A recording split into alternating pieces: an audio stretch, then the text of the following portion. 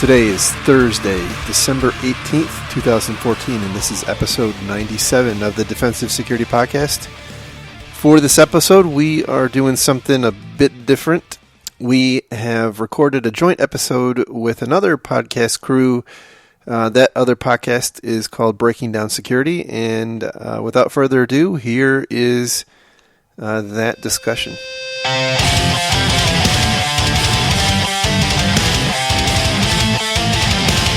Hello, everybody.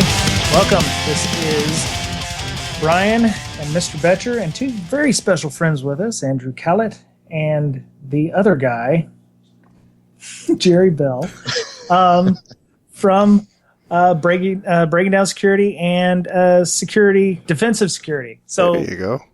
Oh, God, it's going so well. It's going. If you had sent him some swag, he could have gotten this right. I know, right? I don't have. I have to send you a pen, I guess.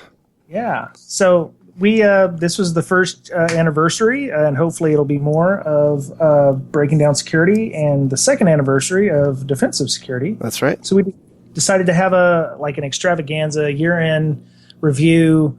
Basically shoot the shit. So Breaking Down Security's format's going to be a little different this time, at least. So why don't you explain for my listeners, Andy and I's listeners, what your podcast is all about? Thank you. For the record, that was Jerry Bell's voice. That was Jerry Bell. Yeah, And that was Andrew Callett. I am Andrew Callett. Yes. And we're happy to be here. Thanks for having us. Thank you. I'm glad you decided to grace us with your presences. So, Breaking Down Security. Me and Mr. Betcher, his name is also Brian, so I call him Mr. Betcher because that's who he is.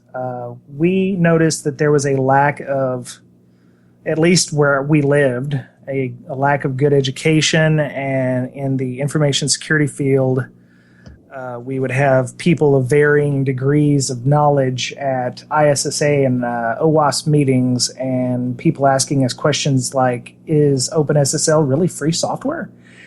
So, also, in an effort to market ourselves, I decided to start Breaking Down Security in a to get ourselves out there because we needed to market ourselves for better. Yeah, we're selfish bastards, and we wanted to get better jobs, which worked for me. Not so much for Mr. Betcher yet. So Mr. Betcher is looking for jobs. So if anybody's needing a security guy, we're trying to get him away from his current organization. And where does he live? He lives in Austin, Texas, but he will work anywhere. And for peanuts. Nice. No, I'm just messing. Nice joke. Nice joke. So, how did Defensive Security get started, and why did you have an impetus for starting it, or did you just want to do the same thing like us and marketize yourselves?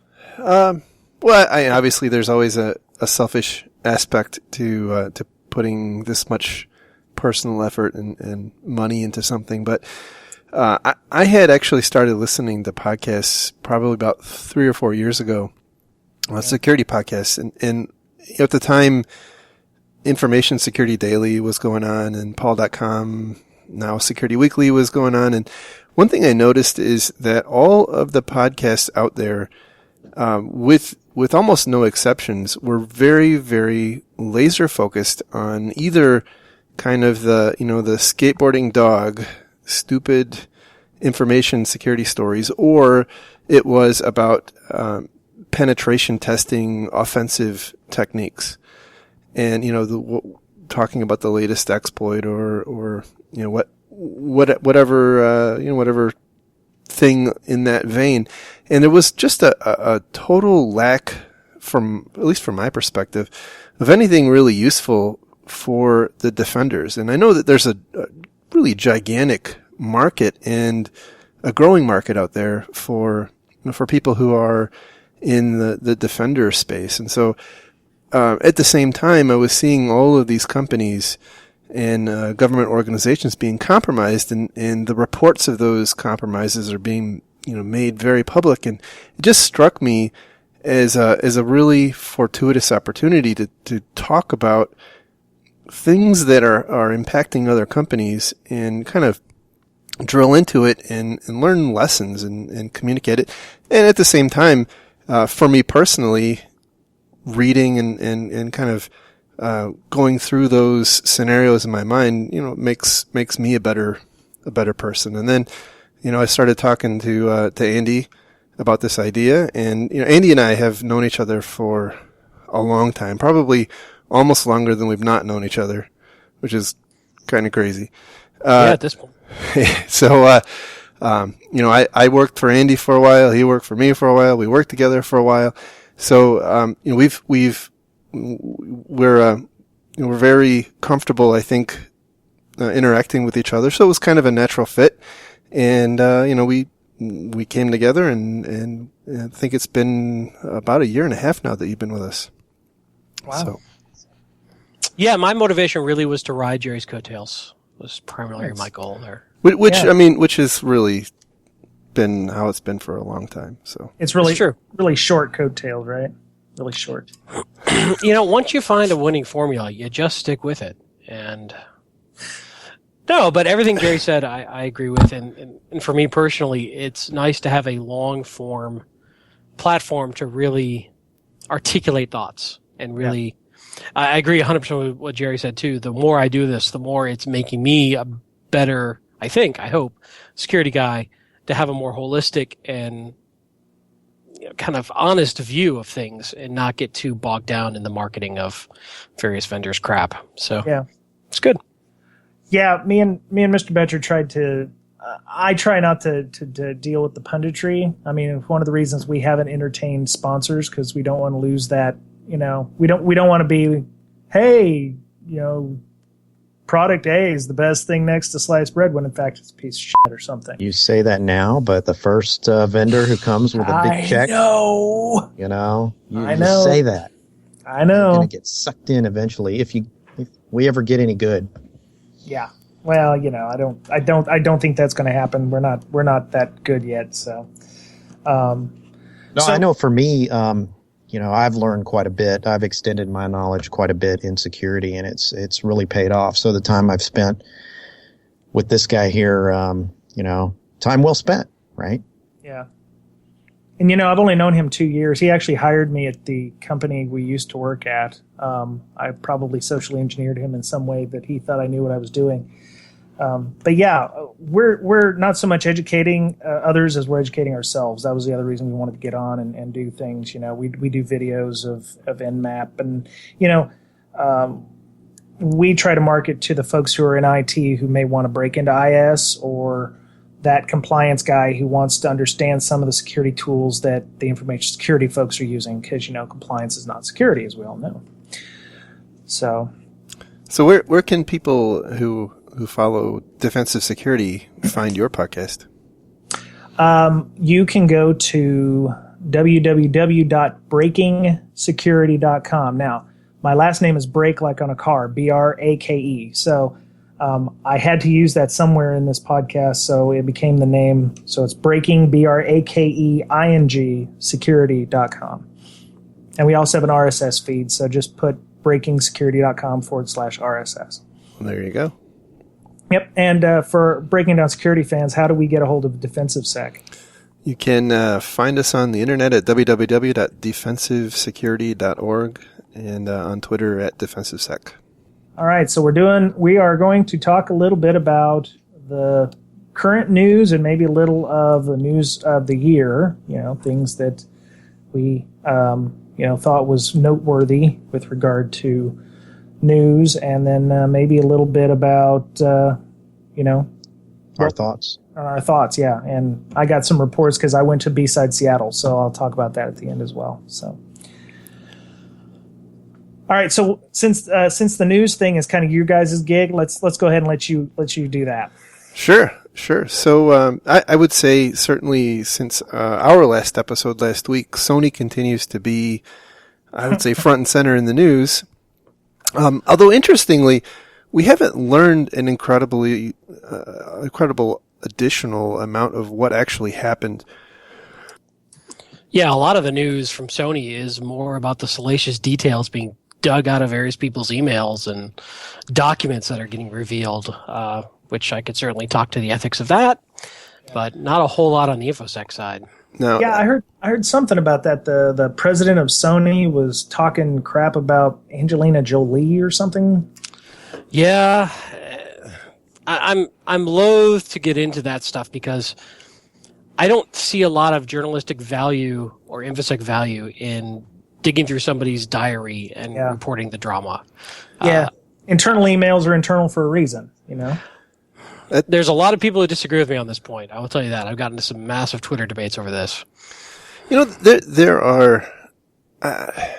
this is a tough nut, right? Because on the one hand, I would agree that somebody calling Angelina Jolie, some name is in a otherwise private email setting is probably not newsworthy. But one of the things that did come out, which I think is newsworthy, and really something that I think a lot of companies wrestle with and probably need to think about in hindsight now that we've seen what happened with Sony, is that it's come to light that Sony had a breach in February of 2014 where about 47,000 employees, I believe they were Latin American employees, had their data stolen in a what appears to be a separate breach. You know, there's really no good indication if these are related or not. My first instinct, by the way, was that they're probably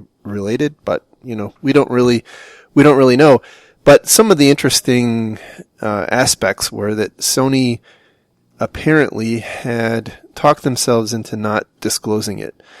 And one of the interesting things that happens when you have your email laid bare like this is that people get the opportunity to kind of second guess some challenging legal decisions that you make. And I do wonder, because companies make decisions like this all the time, and I think it's very important for people to understand that this is not unique to Sony.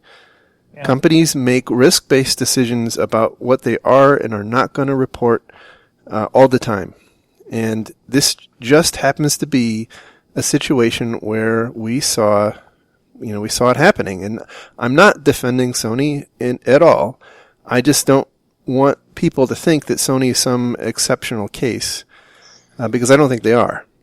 Well, I think a bit of a challenge here is that we've crossed boundaries out of our genre media, and we've got things like the Hollywood Reporter, E-Online, BuzzFeed, all these folks who are normally reporting in the entertainment industry suddenly getting a lot of juicy details about a major production company in their world and trying to wrestle with understanding the InfoSec stuff that they're not used to talking about or discussing. And it's always ugly when you start getting folks who aren't familiar with this getting involved, in my opinion. Not that I'm being elitist about it. I'm just saying it's not the beat they're used to covering. So they're going to stumble a bit, in my mind. And I don't know. I do think there is some interesting stuff here worth reporting on. I just see this gleefulness in some of the media of digging through this stuff for malicious things they can report on. That doesn't necessarily further the story. And I think if any organization had all of their internal emails dumped, I think we would see similar type comms at most companies. Absolutely. I think that's a really important, that's a really important distinction, because I think you're absolutely right. Any given company has a lot of crap in their email system. And that's one of the reasons I did want to talk about that a little bit, because again, companies wrestle with this stuff all the time. And I know, particularly from talking with my friend Bob, that there's a lot of attorney-client privilege communication that happens over email. And, I don't know specifically in the case of Sony if a lot of that or any of it was part of what was dumped. But I do wonder if this is really going to start changing the way those dynamics between, corporate lawyers and information security people who often interact very closely. I just wonder how that dynamic is going to change now. So, it might also retention policies could be fixed too. If they could say that this email is not operationally significant, or we'll only keep emails for such an amount of time or only for certain people. Who knows what kind of other stuff is going on? I mean, you've got people sending, joke emails, or you might find out, hey, the chief of operations of Sony is a racist bastard. He's sending out, sexist, and, he was sexually harassing people. So I think you may see a change, at least in their email policies as well. Yeah, absolutely. I don't know. That's a hard pill to swallow for companies, because, they're going to keep as many emails as possible, because if something ever comes up, they've got proof that, so-and-so said something, or so-and-so was going in this direction. You see a lawsuit between the CEO and the CISO going on about emails. I just don't see it. I think everybody wants to keep this data forever just in case.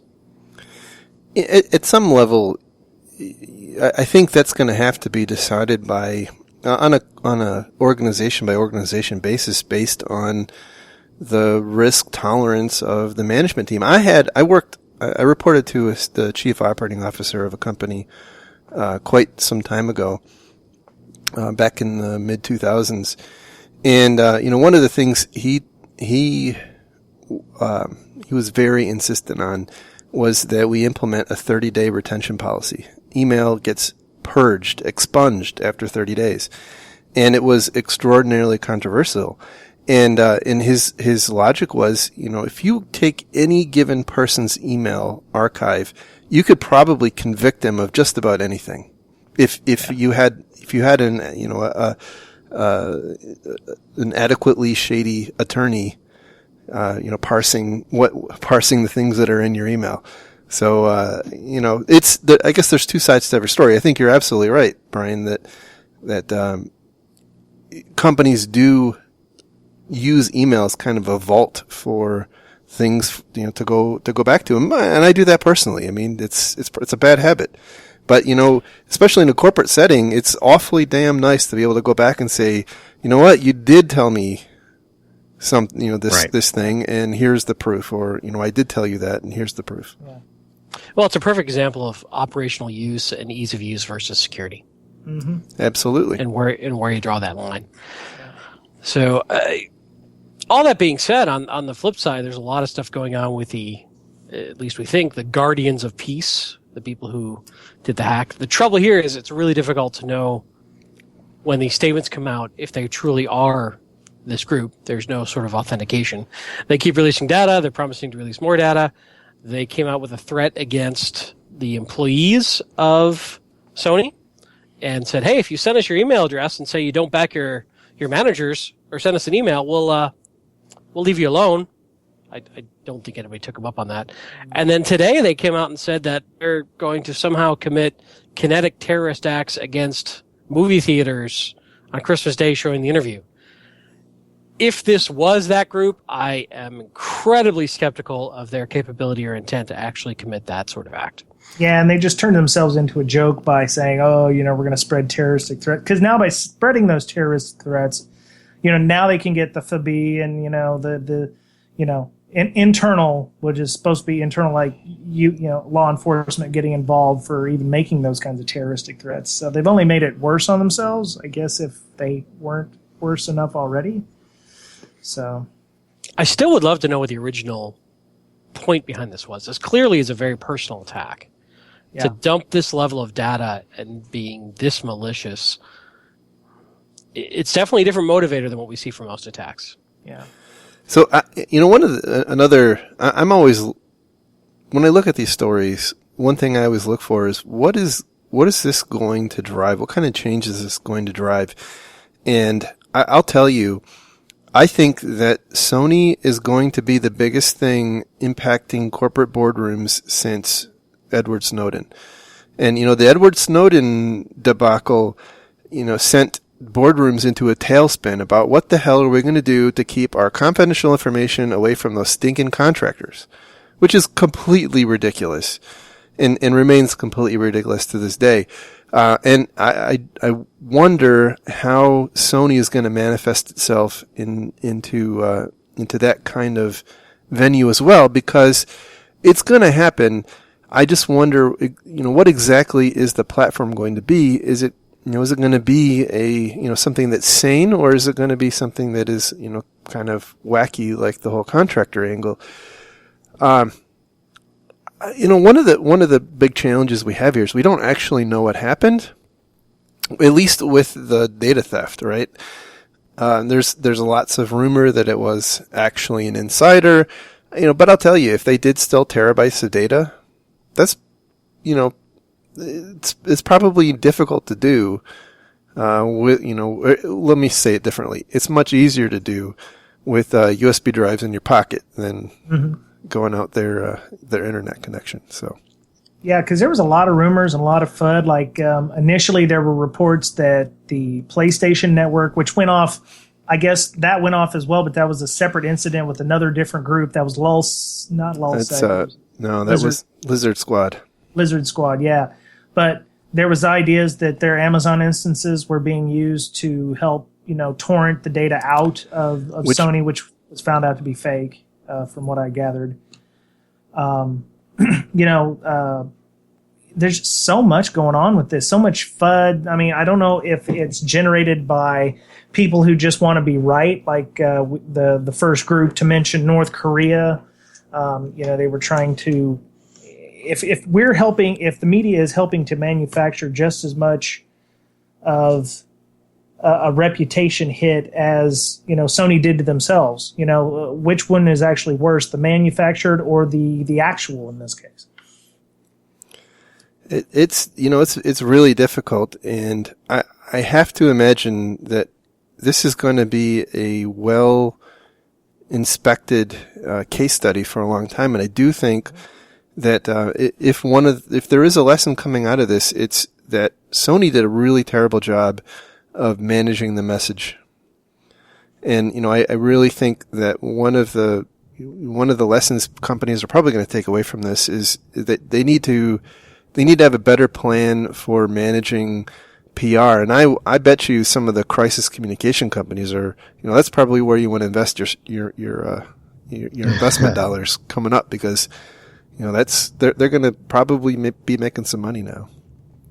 Well, it clearly was a PR move. I mean, the Guardians of Peace have sent, if you believe them, that it's all them, most of their communiques directly to media outlets.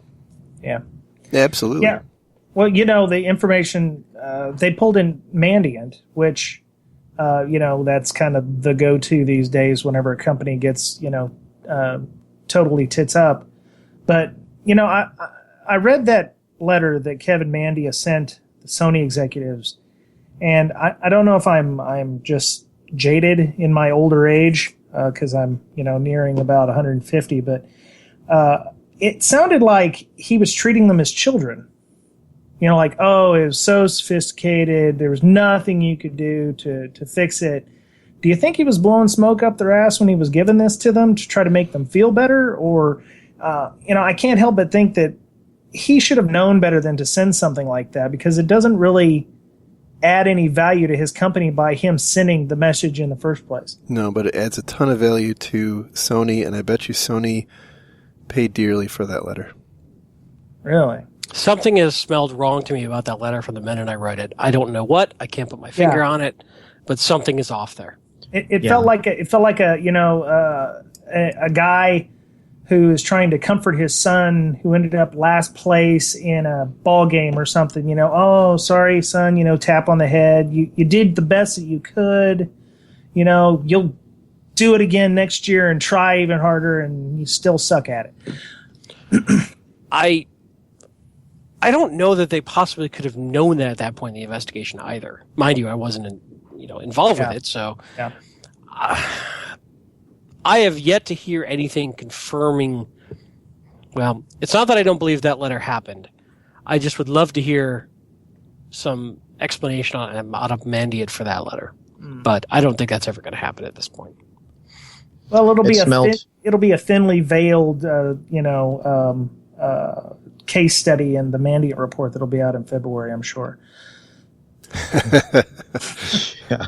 Some entertainment company who shall remain nameless. So if I had to go off on a wild speculation tangent for a second, that letter felt to me like Sony finally hired a PR company. It was a PR move. A crisis communication company. Damn. It's, for an 8-figure incident response contract, you get a "you don't suck at your job" email that you can distribute to your staff. And which is knowingly going to be leaked outside.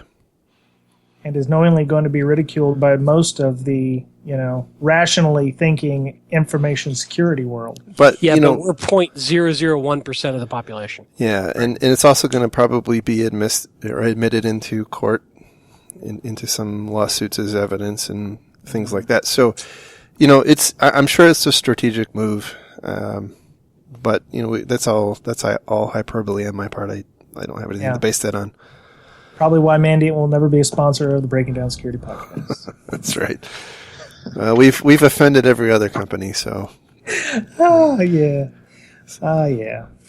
So I think that's really kind of catching up to the current state of Sony. There again, I think there's a looming threat of lots more data to be released. I can't imagine what more they would have.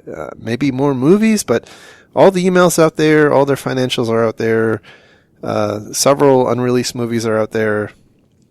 I don't think all the emails out there. What they dropped today was the OST file of the CEO. Oh, okay. I guess I misunderstood that then. Yeah, I think a lot of emails out there, but I'm guessing if you believe the 40 terabyte number, I wonder if that's a bunch of OST files. Wouldn't surprise me. Could be. Yeah. That's a lot of PowerPoint presentations. That's for sure. So we'll see. Yep. But you're right. We don't know. That's right. So I guess that's really, from my perspective, the big highlight on news. And I know since it's at the end of the year, one of the things we wanted to talk about was kind of recapping the year, and we made some notes here, and one of the first things I'll ask, and we can go around the room, is, what do we know now that we didn't know this time last year?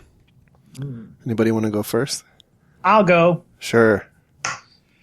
Well, let me see. It started out with Heartbleed, and then Poodle, and then Poodle version 2 Electric Boogaloo. Poodle NG. Yeah, Poodle the Quickening or whatever. And but I've gotten to the point where I just can't trust any version or any implementation of SSL or TLS at this point. I mean, Heartbleed pretty much killed V3, SSL V3, which was holding on by a thin string. And then Poodle, basically affects, what was left of the V3 and part of TLS, like 1.0 and 1.1. And then version 2, anything earlier than 1.2 is pretty much suspect and easy to hack. So I've actually gotten to tell my boss at work that anything that we have to do where we're sending data, any software that we use that uses encrypted channels, quote unquote, we should probably be encrypting the data and using the encrypted channel, because I don't believe that that SSL and TLS are anywhere secure at all, ever. Even if we've had LibreSSL and Boring SSL that Google has, both they created Boring and OpenBSD, made Libra, but I don't trust anything that's going on through an SSL tunnel these days. Yeah, and then Microsoft had S-Channel, their S-Channel bug. And the S-Channel thing, yes. Yeah, anything earlier than TLS 1.3, I think at this point is, unless we're using perfect forward secrecy, certificate pinning, and HSTS, I can't imagine using just a straight old SSL cert for anything these days and giving it any kind of trust. So I'm going to be controversial and say I don't think for the most part most of that matters. In what way, sir? If you put yourself in the position of someone who wants to exploit the Poodle bug, I mean, certainly S-Channel is a bit different because it's the possibility of remote code execution. But for specifically focusing on Poodle right now, it's a man-in-the-middle attack, and it effectively lets you get, for the most part, we believe, some of the initial bytes of the exchanges, which are where your cookies are going to sit, and so that's a bad thing, right?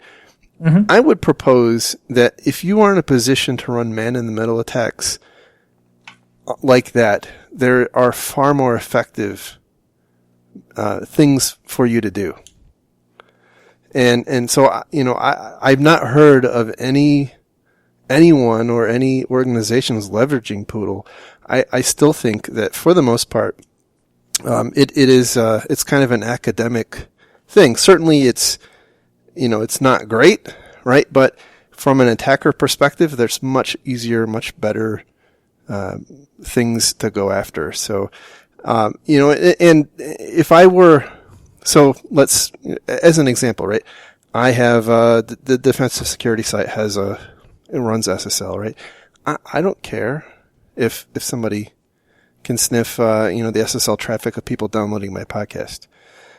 And I don't think most people do either. There are a relatively limited set of organizations, I think, who are probably in a position where they need to be really paranoid about that stuff. Mm-hmm. I don't think it's a generalized issue. And I know a lot of companies are also fretting about this for internal systems.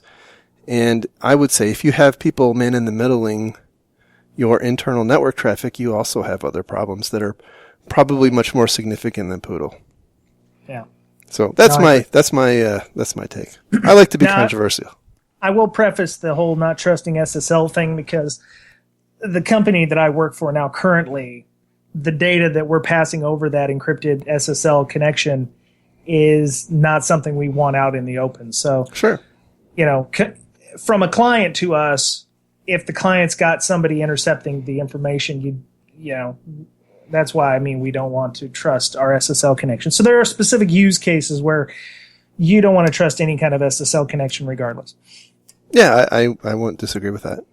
Yep. So what'd you learn, Mr. Bell? Well, a couple things. And I'd say just generalized, but typified by Heartbleed and Shellshock and whatnot, that there's a lot of old software that's just hanging out that has bugs waiting to be found. And you know what was interesting about Shellshock? About a month after Shellshock came out, and by the way, Shellshock and Heartbleed were life-altering events for me personally.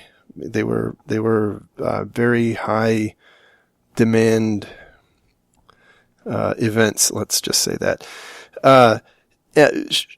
Shellshock was interesting because I found a forum.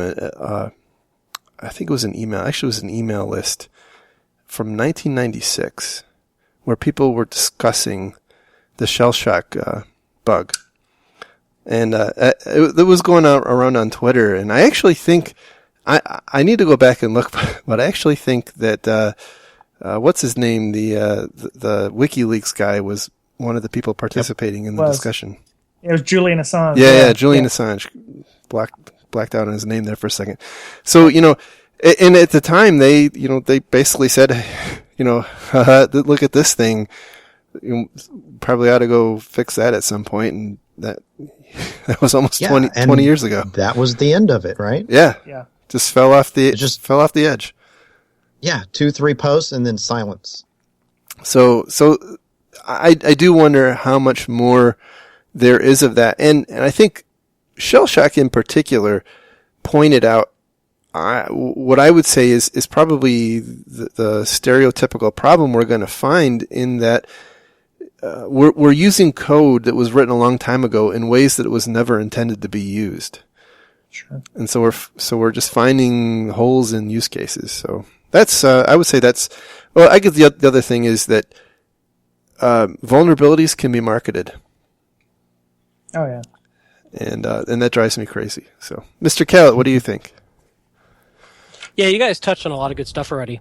I think the one thing I would add that you haven't touched on is the concept of a massive, unexpected exploit and mass patching is a new concept that I think I kind of got my head around. Great point this year. Great point. And to use your favorite term, that Black Swan event comes out of nowhere. Who did the Black Swan thing? Was that Rafal and them over at DTR? Did he make the Black Swan thing? I'm not sure. It's a term from the financial world originally. There's a guy named Nassim Taleb who wrote a book actually called Black Swan, and it's about statistics and risks and probabilities, and it's a really interesting and controversial read. And Jerry loves the term. It's his favorite. I just love the term and the concept, and by that I mean I don't. So for me, not to cut you off, Jerry, but just for interest of time, coming to terms with, okay, you're not going to see it coming. You can't forecast it. You don't know what it's going to be, but something big might happen that's industry wide. How are you going to cope with it is something I'm still getting my arms around. Yep. Good one. Okay. So what about you, Mr. Betcher? So for me, it's about open source software. Evidently, it's not very tested and not very trustable in general. My God, we're gonna have the graybeards after us. Yes, and then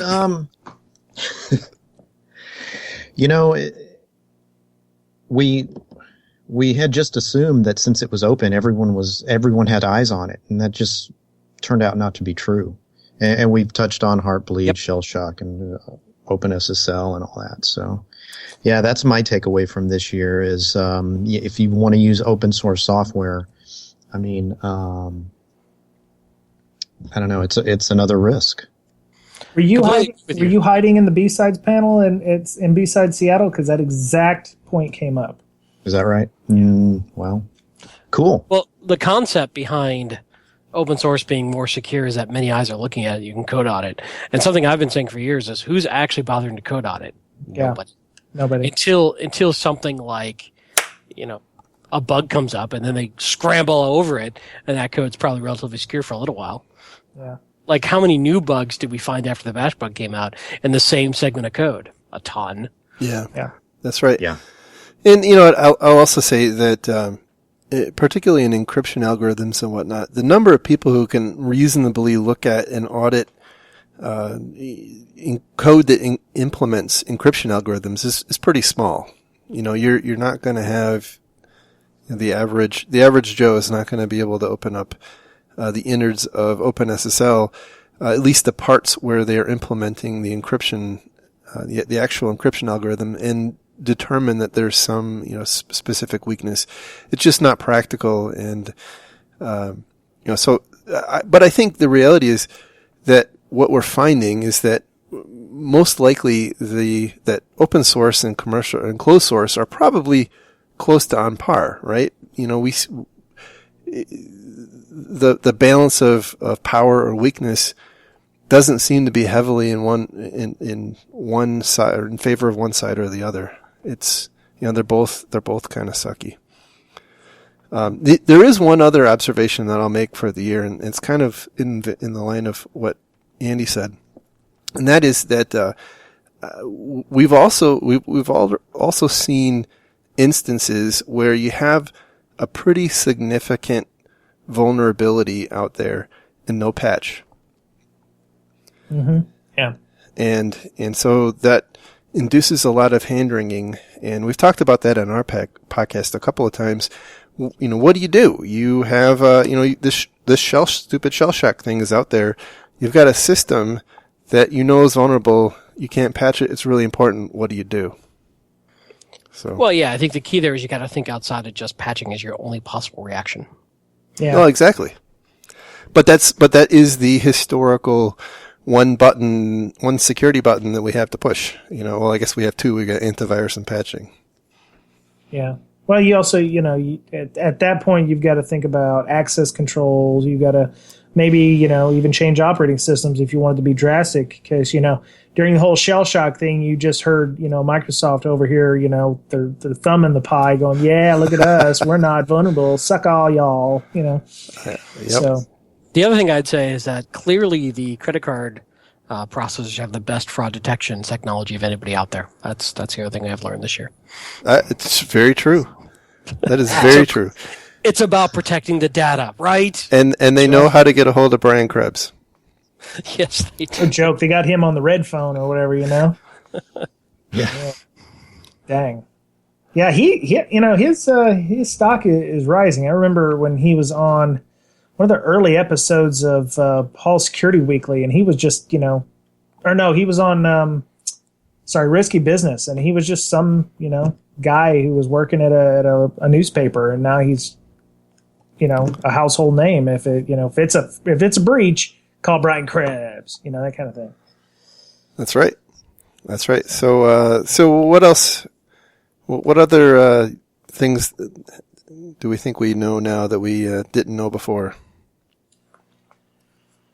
I know that I need to work on learning how to do code audits, or finding or making, myself knowledgeable on it, and then sharing it with other people. Because as we talked about with the open source Mr. Betcher brought up, I don't think there's any real good lessons or training out there on how to properly do code audits. It may not be that we're not doing code audits because they're not glamorous. There just may be a bunch of people that just don't know how to do a proper code audit. So they're just kind of, hoping that Katrina level event or that shell shock level event doesn't happen to them.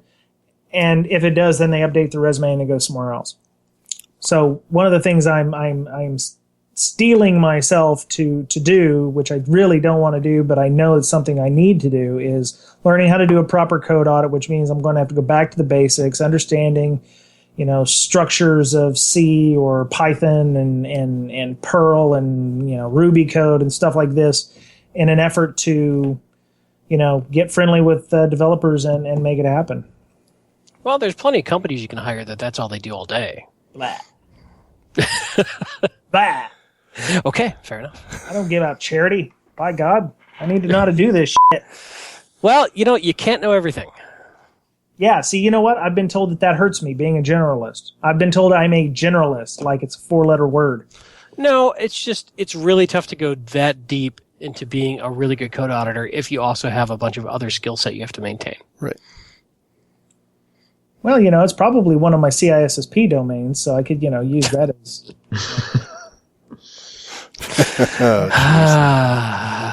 It's going downhill. Indeed. So we'll move on to, the favorite part of any sort of year-end gig is our predictions. What do we think will happen in 2015? More retail breaches, I'm betting. Theme songs for viruses and malware.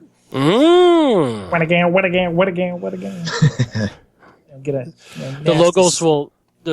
logos will advance to animated GIFs. Oh yeah, like chibis, like with yeah. Well, nice. We joke, but just today we saw the stupid Grinch thing, which was what I would say, in my professional opinion, a big nothing. And you have a company trying to spin it as something big. They gave it a name. I don't know if they have a logo, and they're trying to make hay about it. I do think that is going to become a thing, and I think that, I don't know how much longer the mainstream news is going to ride on that. I don't know if it's going to be the shark story or if people are just going to get over it. But the issue with Heartbleed and Shell Shock and others is that it rode a wave of media attention, and I really think that that has a very high probability of carrying over into next year, and I think that's a bad thing in general. I think compliance is going to get a lot tougher. Here you have companies talking about how, we were PCI compliant, but we still got breached. And there's hints of them suing their auditors and things because they didn't find this or they didn't do that. I think it's going to get a lot tougher for companies to get that certification that says, or that report on compliance. That's my thought. So being a QSA is going to get even harder, you're thinking? Or more expensive, or both? Both. They have to carry liability, big time liability insurance.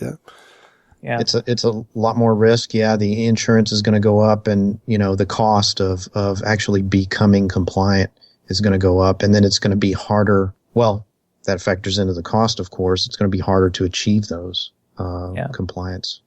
Well, the other thing is, and this is the part of the podcast that everyone else gets to, where we get to bitch about PCI, but PCI 3.0 just came out, and it's going to be enacted like January 1.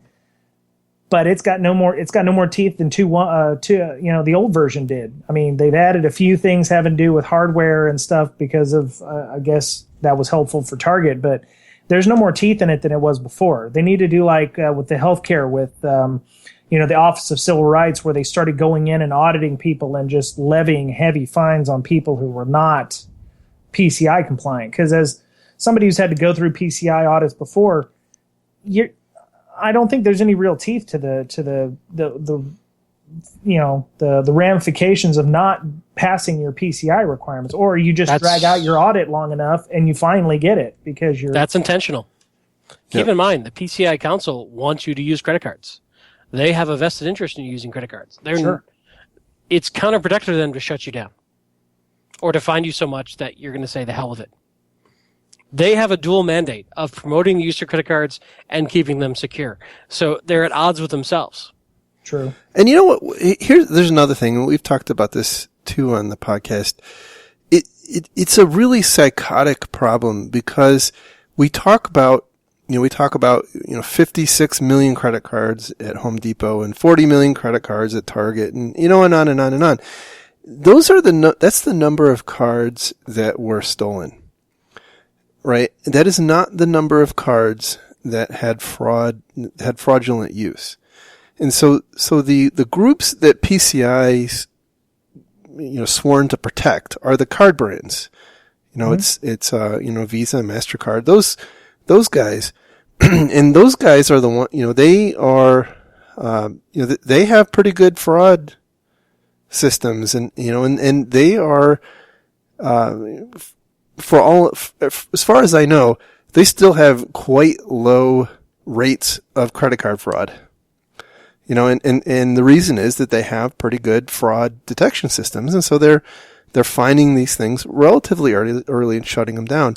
And I know in the case of Target, I want to say the numbers were something like $43 million in fraudulent charges, and something like $80 or $100 million in card reissuing costs.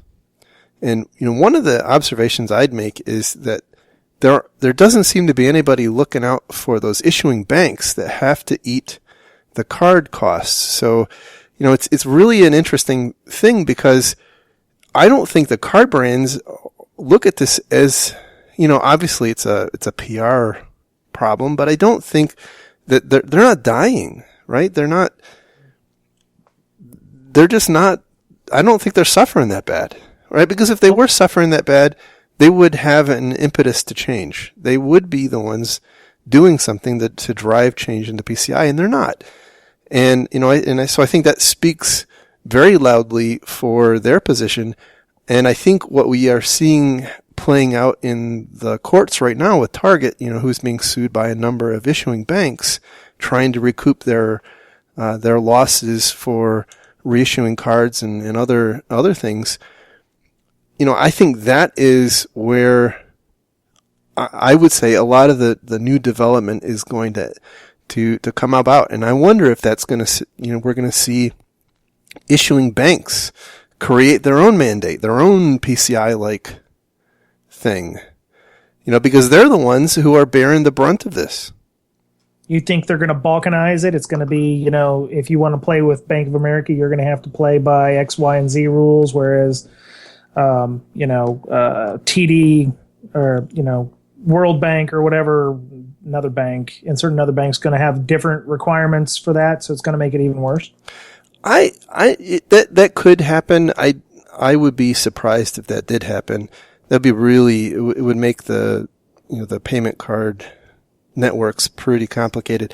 I think what's much more likely to happen is that we see issuing banks start teaming up and forming kind of like kind of like PCI. PCI was an amalgamation of different companies coming together to levy standards on retailers and merchant processors. I have to wonder if we're going to see the same kinds of things coming out of issuing banks. I think it's just easier to rely on the lawyers to sue the retailers for, their lack of foresight in breaches. I don't know if they're going to form some cabal. I don't see it. I think it's much easier to just sue somebody. Well, plus whatever they don't get out of the retailers, whatever's left out of the losses that they've had, they just raise the interest rates on the credit cards and get it back through fees from the people. So, we think it's a victimless crime to have your credit card yanked, and I don't have to worry about it. My bank's going to pay for everything, and they're getting it back in the end. Yeah, we're just not seeing it. That's they're right. going to raise rates on balance transfers, or they're going to if you withdraw money from your credit card through an ATM or something, you're going to pay, say, 5% now instead of 3.5% on that. So they're going to get their money back and then some, because once they put those in, they're going to be loath to lower those again once that happens. So we're going to see the cost of using a card go up on the back end in the next few months, I think. I mean, a lot of people don't know this, but if you fail PCI as an issuer, they don't stop you from issuing cards. They just charge you more. Or you make less per transaction. Make less per transaction, yeah. Mm-hmm. Yeah. I think if we're going to see any real change, it's probably going to be at the retailers themselves. If they get enough pain from lawsuits and things that aren't being covered by their cyber loss insurance, they're going to have to take steps beyond PCI to protect themselves. Yeah, and I think you're right about that. But I will say, and we've talked about this as well, there are probably even more so. This is a problem with the smaller retailers. And True, but the smaller retailers also aren't handling as many cards, so it's not as big of a breach. Yeah, fair. That's fair. I just think that the smaller companies don't have as much of an opportunity to implement meaningful improvements, and they're the ones that are getting owned in stupid ways. By RDP connections being unauthenticated RDP connections to their POS terminals. Well, what I could see there is that eventually, for these small guys, perhaps these card issuers are going to mandate, encrypted at point of PIN swipe or PIN entry and swipe all the way through, and just this is the equipment you must use, black box equipment, sort of. Agree with that. I do agree with that. Yeah. Certified gear. Well, that stuff's not cheap, which is why the mom and pop stores won't upgrade immediately, because each one of the new EMV/chip and SIG pin thingies are about $2,000 a piece, and yep, those are not. You're not going to drop. I don't know if you've got 15 terminals in your building at $2,000 a pop. You're going to spend $30,000, which for Target, I've noticed that they have a lot of new chip and /SIG and pin terminals on all of their boxes, but. Yeah, if you're Joe gas station attendant, are you really going to put that kind of skrill into a brand new terminal for that? And you're still going to have gas pumps that got to be retrofitted. I mean, the infrastructure to put out the new chip infrastructure is it's going to take probably another 5 or 6 years before we get rid of the depends on if stripes. They're mandated to do that.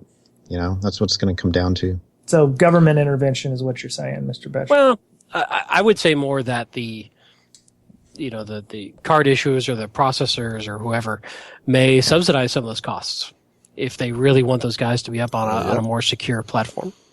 Yeah. Well, it could be like the hotel locks. They won't pay for, the company wouldn't subsidize the replacement of the locks, so the hotels had to pay for each lock. Right. And then so the hotel said, yeah, we're gonna change them. They're just gonna stay vulnerable. So nice. Hopefully that won't be that way with credit card vendors. So, and that has been the year-end edition of Let's Bitch About PCI. Yes. So moving on from PCI, Yes.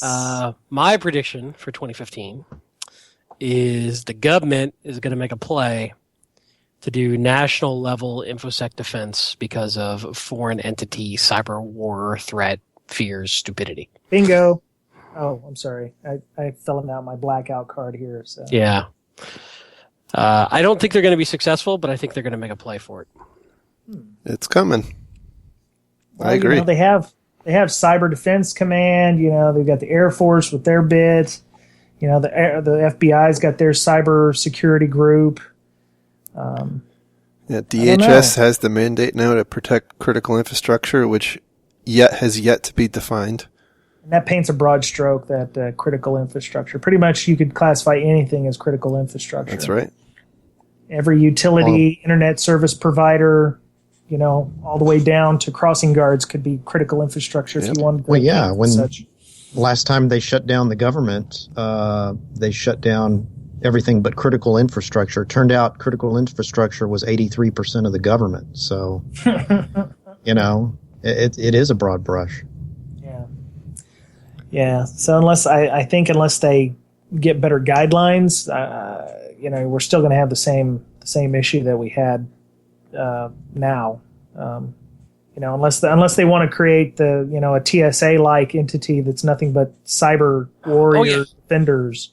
They'll suck at it. Don't get me wrong. They'll be terrible, yeah. But they're going to make a power play for it, in my opinion.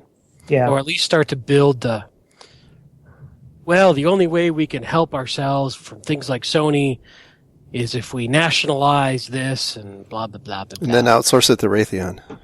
Right. Absolutely. Great. The KPMG of security vendors. Yeah. I don't in any way believe that North Korea was behind Sony, by the way. I'm incredibly skeptical of that statement. But I know. But at a more legitimate level, we are seeing a lot of information theft coming out of China, Russia, etc. And that is getting a lot more visible. And I think that is going to get some pressure on the government to do something. Save us.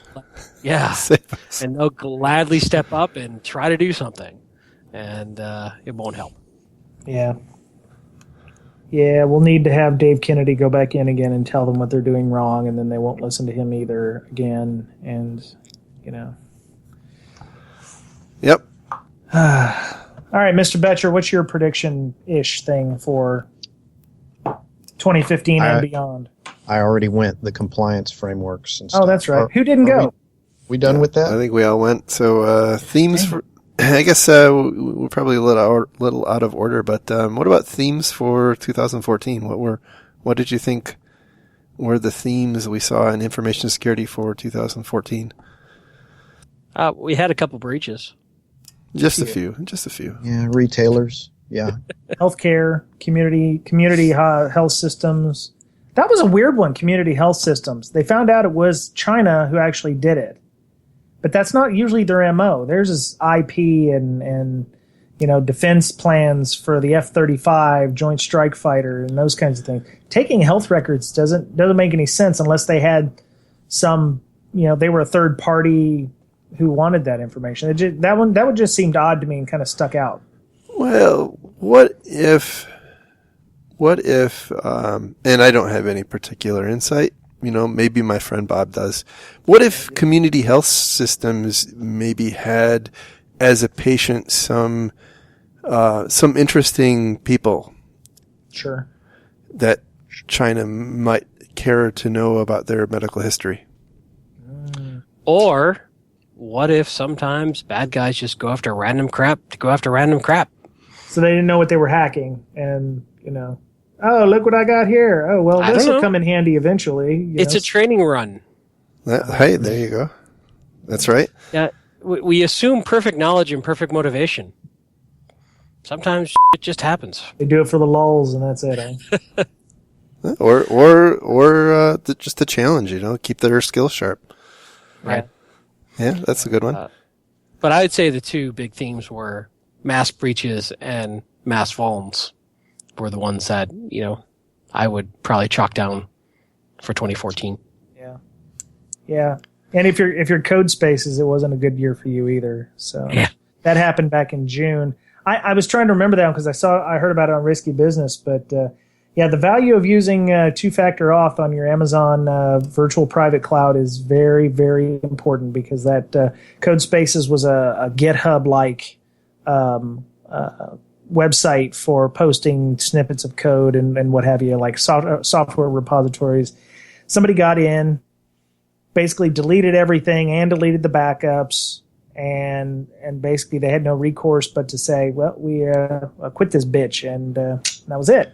So they had to board themselves up, and then there's no more CodeSpaces, which is why you never hear about them anymore. Yeah, that was a particularly bad one, because they actually billed themselves as being highly redundant and backed up. And what ended up being the case was they had instances at other data centers, which were all under the same AWS account. And so when that bad guy got in, he just went and deleted everything, including the backups. Everything was under one dashboard, and that was it. So. Yep. So what were your themes for the year, Mr. Brake? I'm going to have to say the further erosion of the trust of the government. I mean, we're not getting any more Snowden leaks. You know, Greenwald seems to have decided he wanted to monetize all the NES stuff that came out. But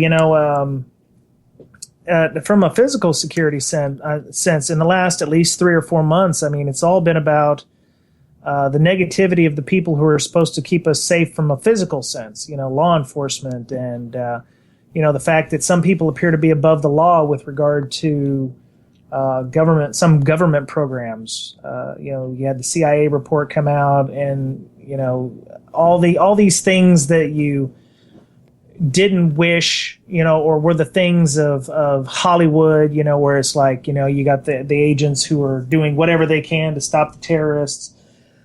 I think and then you get law enforcement types who say that using encryption on phones is akin to helping, pedos and terrorists. I think Eric Holder mentioned that, using, having Apple devices with encryption that Apple can't get into. Verizon's got a brand new VPN service that plays friendly with the NSA. Well, what the f*** you want to use that for? If the NSA can get into it, then China can get into it, because they both play from the same playbook.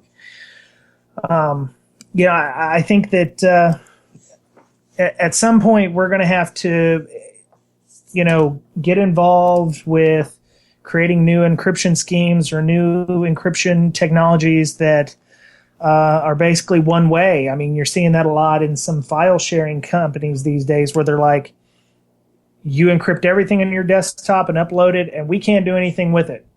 We can't recover anything. Cubby comes to mind. One is called Cubby. We don't endorse them. I don't know who they are, but we did test them out at my company. Everything was two-factor auth. Once you upload it, if you lose the keys, you're screwed. They can't even help you get it. It's that kind of encryption level. But I think we're gonna see a lot more having to do with technologies. We tried the Black Phone. It failed, of course, almost as quickly as it occurred with the Pondone. But I think we're going to see a lot more things with security, and then in the likewise, we're also going to see the Internet of Things, which is just a pile of fail, epic pile of fail. So, encryption on some things, and we're going to have the Internet of Things that's going to just continue to fail awfully. So, I think that's where I got this year, and where we're gonna see that go, because the Internet of Things is still a whole mishmash of crap. So, well, you're a pile of happy. Yeah, I know. Wow. So, Mr. I've been ranty. I didn't. What about you, Mr. Betcher? What did you see as the themes for 2014? Well, I'll touch on that in a second. I just want to touch on something Brian mentioned, was the Internet of Things, and I just want to add to that probably the willful erosion of privacy along with that, right? Because you see people get these things and default passwords on your cameras and things like that. So yeah. privacy, and I don't know if most people care anymore, or they even know, that their privacy is being eroded right out from under them. You make a great point. We care deeply about this, but as I said before, we're 0.001% of the population. Yeah. The vast majority of people couldn't even know that they don't know or care that they don't care. It's just not even in their frame of reference. It's not their world. I think there's a large swath of the population now who are perfectly okay with with handing over their details to the government in an effort to make them safer. And it's growing, and by the way, just to go off on a political tangent for a second, it's interesting because I've said this before. I see us doing all the things that my dad, long ago when he used to tell me about, Russia and East Germany and East Berlin and what happened behind the Berlin Wall. And, it just is so interesting to see how far we've come,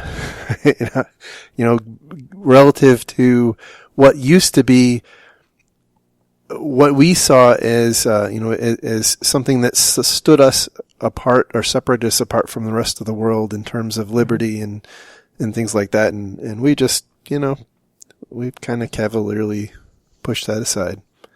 Well, we assumed that we were above such things, that, we don't, torture. We don't, listen in like, Russia or China to people's conversations and what have you. And then, we've got Snowden coming out, or we've got, all these different things coming out, finding out that we in fact do everything that China does or Russia. So, we harp on other countries' human rights, violations when in fact we're, basically calling the kettle black at this point, and we're a pot.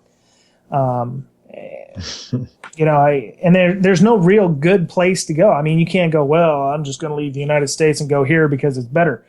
You've got Australia doing the same thing with their immigration stuff, and I'm not getting on immigration and things, but you hear about human rights violations there on the island that they sequestered all the people trying to come into Australia.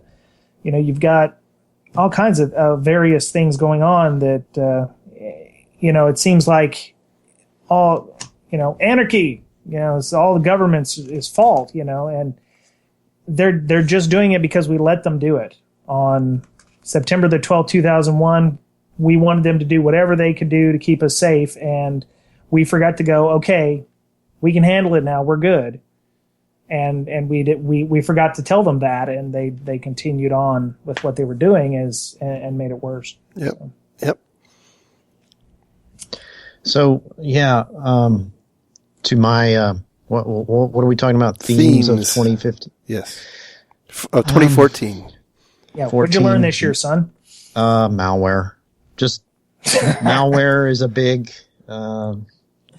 thing. It's a big deal. Malware wider is like an arms race, right? I think malware is getting better.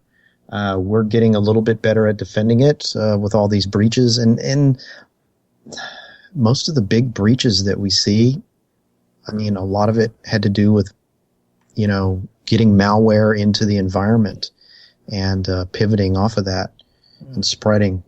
I think. Malware is going to continue to get better, and we're going to get, I think the gap is going to widen between defense and the malwarians. The malwarians. Nice. You haven't listened to Michael Goff's interview, have you? That's his term, but he said we could use it. Nice. One of the things I was mentioning, you were mentioning about the malware stuff. If I can go this direction, a lot of the breaches, probably 99% of them, have been companies that are older companies. You've got Target, Michaels, Home Depot. All of these companies had older legacy networks. They're huge monolithic organizations that I would probably consider their processes very slow, very meandering. They did, I have yet to see a company, a startup, that has had a major breach very similar to this? I mean, other than having a password dump like, say, LinkedIn or whatever. Well, how old is Jimmy John's? Yeah, how old is Jimmy John's, Betcher? Aren't they headquartered in Texas? Great. I don't know. They came on so fast. That's true. But I think one of my themes is that 1983. Sorry. Okay. Well, I guess they're a little older. They're I thought they were newer than that, but I think there's emerging a playbook on how to perpetrate these breaches, and it's really becoming commoditized the whole way through. And I really think we're seeing this turn into an economy, and that's probably going to keep going, I would think. But if you look at, I bet you if you were to really analyze and lay Target and Home Depot and P.F. Chang's and all these other organizations side by side, you're going to see a lot of similarities that probably indicate that there is becoming a very well refined playbook on how to do this. And I'm sure there are malware suppliers who are more than happy to to tweak something for the particular environment that you're going into. And I think that is, for me, one of the really big themes is that this is becoming a very substantial criminal enterprise, and I don't know where it really ends, because one of the points I wanted to bring up is that we saw in years past lots of systems being compromised, and what did they do? They installed a Bitcoin miner, right? Because it was an easy thing to do. Well, it's not an economical enterprise anymore, and so now it's we're not going to install a Bitcoin miner. We're going to install something that encrypts your files in exchange for Bitcoin. So it's essentially a Bitcoin miner, just in a fundamentally different form factor. I really think that the organized crime or the black market is really turning in on itself, or turning in on the technology industry as a very profitable money-making venture. And as defenders, we've got a work cut out for us. Yeah. Well, the breaches and everything, it could just be reconnaissance. I mean, how many people go into conventions and they, you hear people talking crap about their companies offline, friend DA kind of stuff. Oh, we don't log this, and we don't have anything going on with patches, and sure, we're 8 years behind on Java. Tee hee hee. Well, that guy goes and tells somebody who may have an unsavory friend. I'm not saying that that's the way it happens, but it could be just something as simple as that. Or you get some guy who wants to vent on Facebook. I mean, the whole idea, and we were talking about this for pen tests. When you're doing reconnaissance, you can find all kinds of things. So if you find out that company X is looking for a new a logging system or something, or they've been hitting up certain vendors for certain things that that they must be deficient on, or they wouldn't be looking for these things. So if they're not, if they're looking for a new patching system, or they're looking at log correlation engines or something like that, they may not be doing logging properly. So that would be a way to get in and stay long term to a system, aka some retailer that we mentioned earlier. You did mention playbook. I bet there is special rules, or there is a guideline that would work for probably the vast majority of organizations, and it's still working to this day. That, because we mentioned what was that one credit card processor? They've been in 5 years, infiltrated.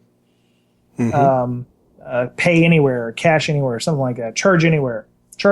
That's what it is. They've been inside the system for 5 years, since November 2009. And this is the classic problem with defender versus attacker. The attacker can be wrong a million times. The defender has to be right every time. Sure, it's an off-made observation, but it still applies. Yeah, but isn't that something blue teamers use to kind of justify losing? Well, no. you can. you can turn that on its head. If once the attacker's inside, he makes one mistake, he's caught. Correct. If you're looking for the right thing, yeah. If you know what you're looking for. Yeah, but then and that's the shift, right? We've got to shift away from prevention into monitoring and containment.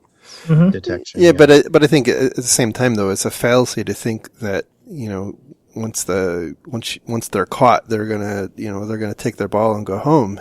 No, they're gonna wait a day and then they're gonna try something new. Yeah. From some other location. So I think it is I know a lot of people are very critical about that, about that saying, but I think it holds a lot of water. It holds a lot of truth. Those of us who are in defensive roles know, that is a real problem. We have to be right every time, and that's a very difficult thing to do. And by the way, the other thing that I wanted to say as far as a theme that we've started to see emerge this year is the importance of vendors in the breach You mean cycle. third-party vendor connections? Yeah, correct. Yeah. So, Fazio Mechanical with Target, and, I suspect we're going to find out more. Some of these other major breaches probably happened as a result of vendor connections. But, that's, I really think that going forward, I know particularly in the banking sector, that vendor oversight is really starting to heat up. So I expect that this is going to be one of the new frontiers. It certainly was an important point in 2014, but I think it's going to keep getting more important. Yeah, and the hospitals and healthcare have definitely started looking at that with regard to their business agreements and refining those things. I still keep tabs on the healthcare industry. I was a consultant before I worked with Mr. Betcher doing audits for hospitals, and I don't know how many times I went into a hospital and asked them, when was the last time you updated your contract with your third-party vendors? And they were like, and I was like, well, if you've got to think about it, it's been too long. Or if it's a handshake agreement to take out, the secure documents and shred them for you or burn them for you, you probably need to get something on paper that says, you're doing it and you have a certificate that says it was been done. Those and then shred it. Yeah, and it's been shredded. Yeah, that's right. So, yeah, third-party agreements, I agree, are going to be should be something that they had looked at a long time ago. So, all this being said, what is the one piece of advice you guys would give most companies that they could do better in 2015? Watch Cornhole. All right, that's a show. Thanks for coming, everybody. All right, well, we were doing great until that. Anyway. I would say, and we did 3 podcasts with Michael Goff, malware researcher. And one of the big things that he kept talking about was monitoring. And I would say if there's one thing that a company can do, it's to start doing better monitoring, period. If you're not doing it, you just need to do something, whether it be a centralized log management or what have you. But yeah. Monitoring is probably one of the best things you can do. Monitoring your systems for files that change or get added. Monitoring logs for successes of logins. Monitoring properly. Don't get the alerts. I mean, what was it? Neiman Marcus, 60,000 events a second or something. They shouldn't have been getting 60,000 alerts a second, because that leads to, well, let's just put the little bird to hit the accept on the on the keyboard. The little water bird. You're gonna get apathy at that point, or people who aren't paying attention to big flashy red light because it's always flashing red. Well, great. So yeah, monitoring, I would say, is probably the one thing that I would say companies need to do, other than upgrading to Windows 10, because if you're on Windows 7 right now, it's going to take you forever to get to 8. Interesting.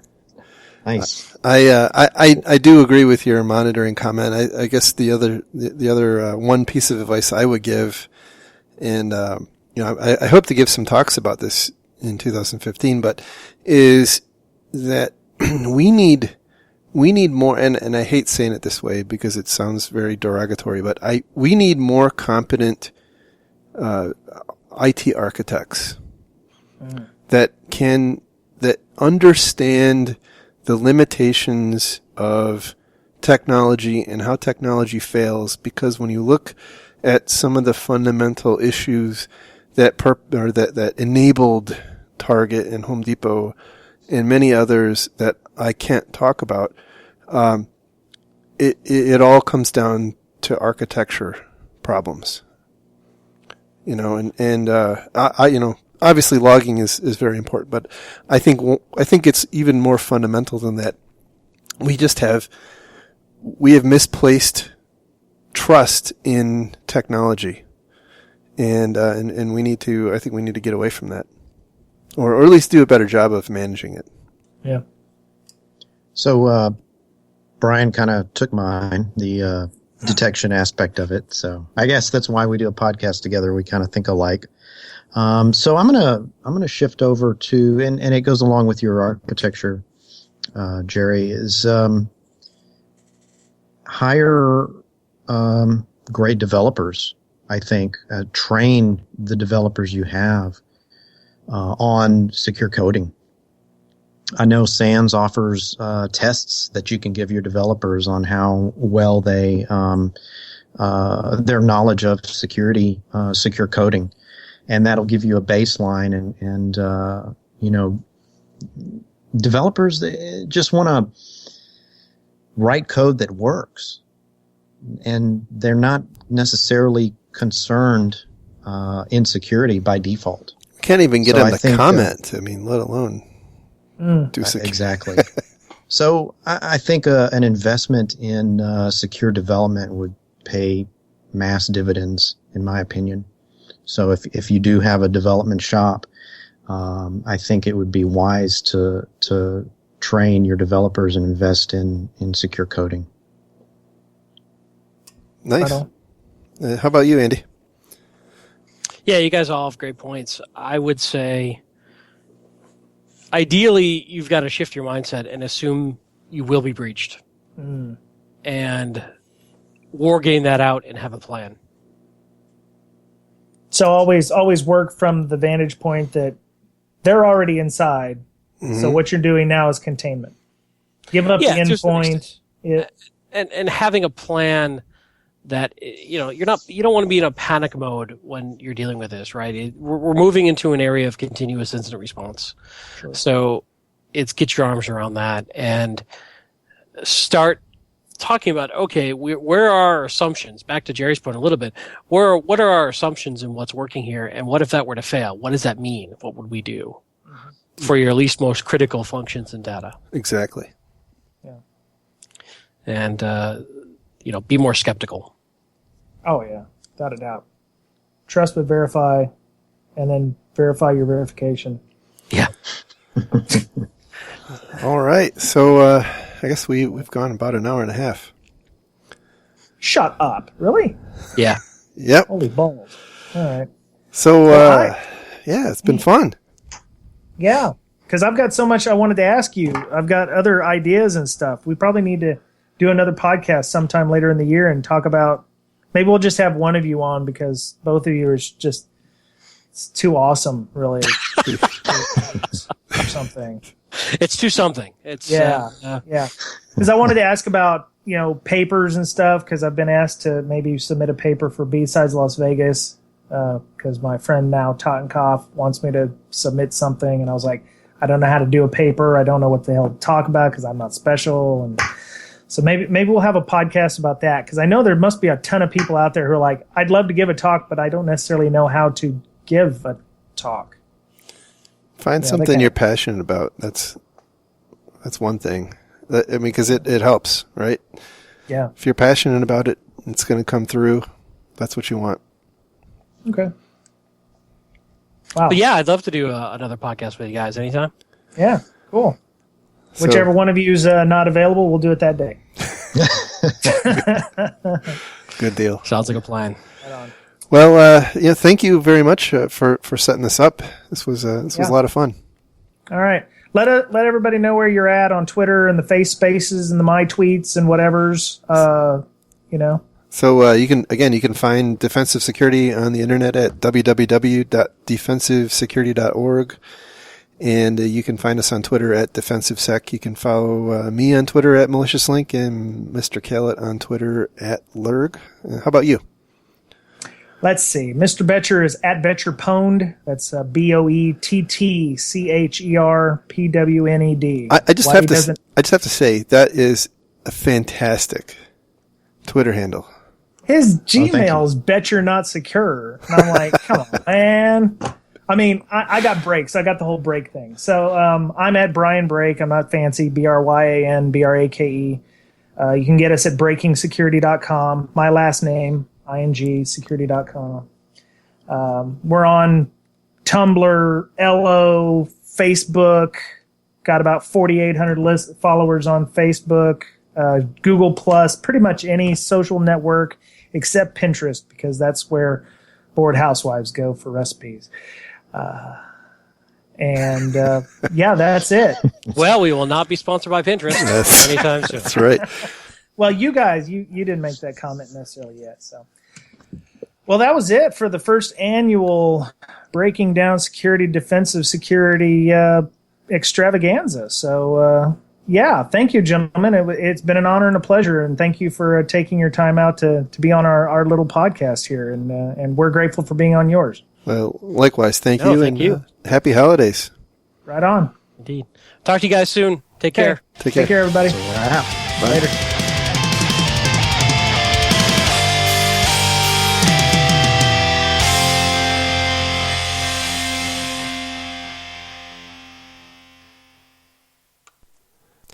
Thanks for listening to our joint episode with Breaking Down Security.